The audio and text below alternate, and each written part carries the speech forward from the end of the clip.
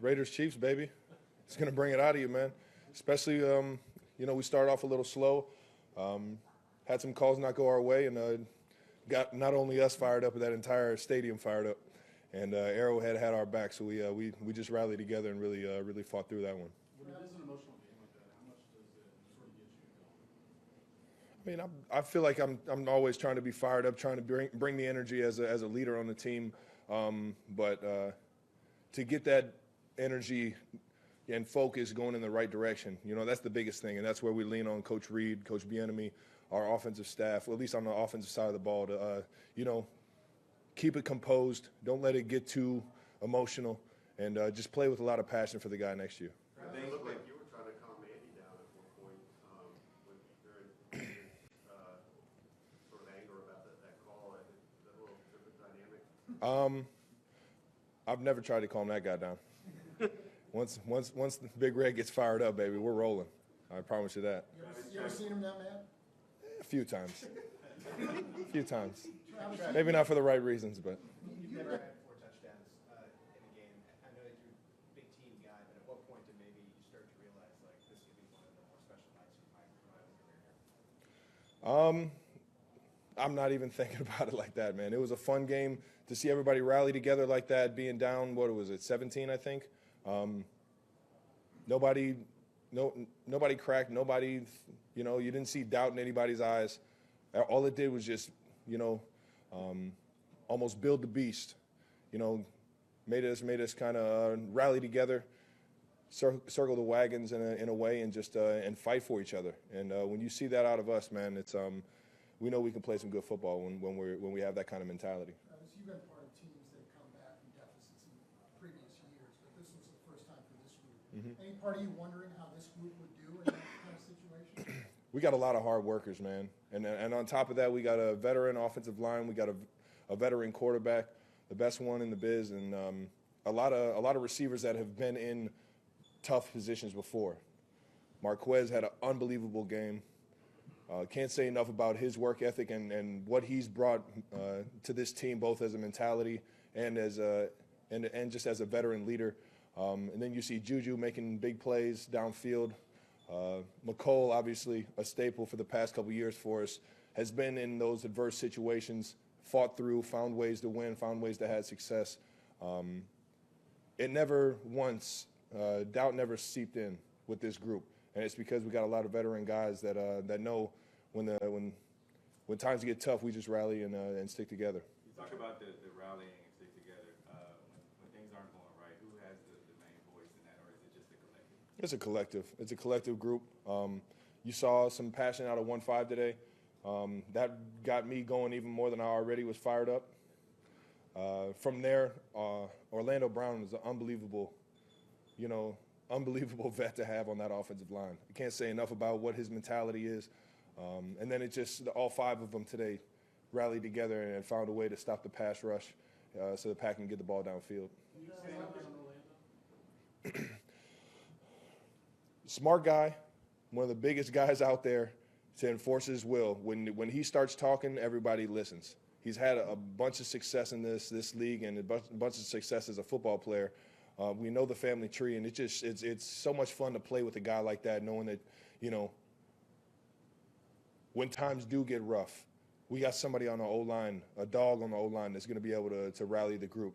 And sure enough, all 5 of them up front battled their tails off, and we found a way to get a dub for sure.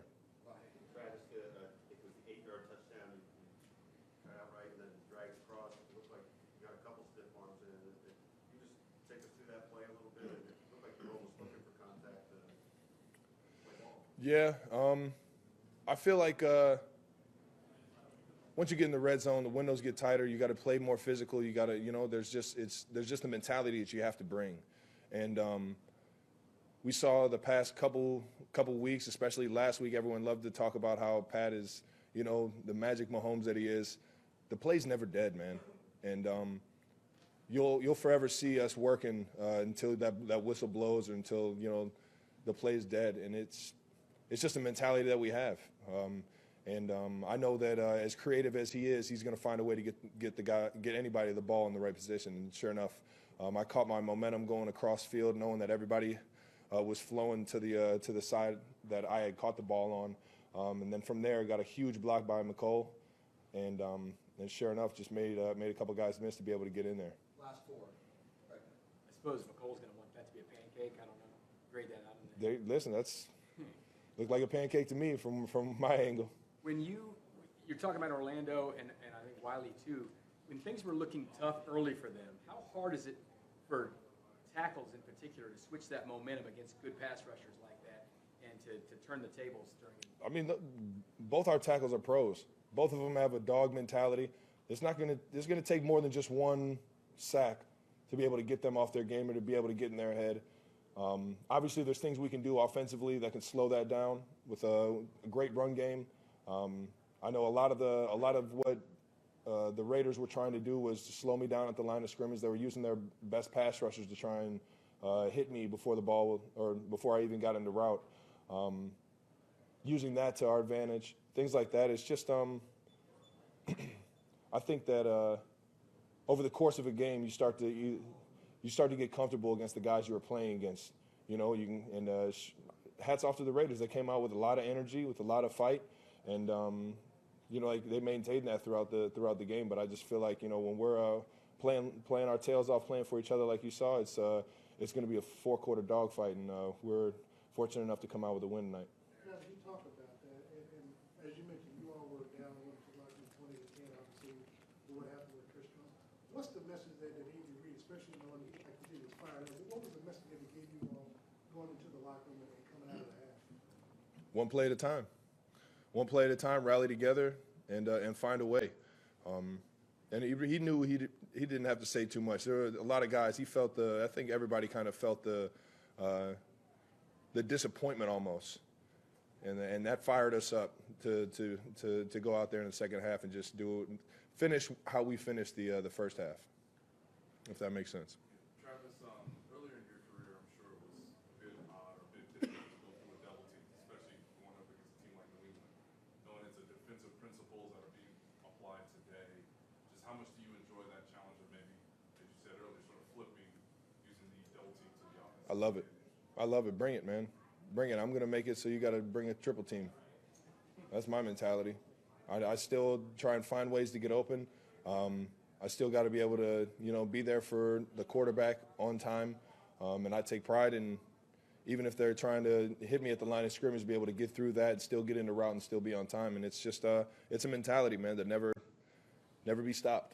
It seems like a lot of work, but how much of it is a joy when you go through all that work and a guy like Marquez or Juju or Sky makes a reception? Oh, man, gets me fired up. Gets me fired up because then I can talk. I almost said, then I can talk smack to the guys, to the two that are guarding me, saying, you might want to go to your defensive coordinator and switch it up here, bud. You've got a lot of records, Travis, and a lot of them short list, but 4 touchdowns, there's tight ends, only 3 others that have done it. Guys like Mike Ditka, Kellen Winslow. How special does it feel to be in a group like that? I mean, kind of piggybacking off of what I said last week when I went up to number 5 on the yards list. I've been so fortunate to be here and reap the benefits of Coach Reid, this offensive staff, my tight end coach Tom Melvin, and then obviously great players like a Patrick Mahomes or a Alex Smith, or I got to see Jamal Charles earlier today. It's just, I've been so fortunate to be here, and I think it's a mentality to never let a day stop, never let a day, or never let a day slip by that you're not working your tail off for the guys around you. And it's in my mind, I'm going to have that mentality until I hang these things up. And wherever I land on all these lists that you guys keep bringing up, it's pretty cool to just be in talks with them. All right, thank you. Have a good one, guys.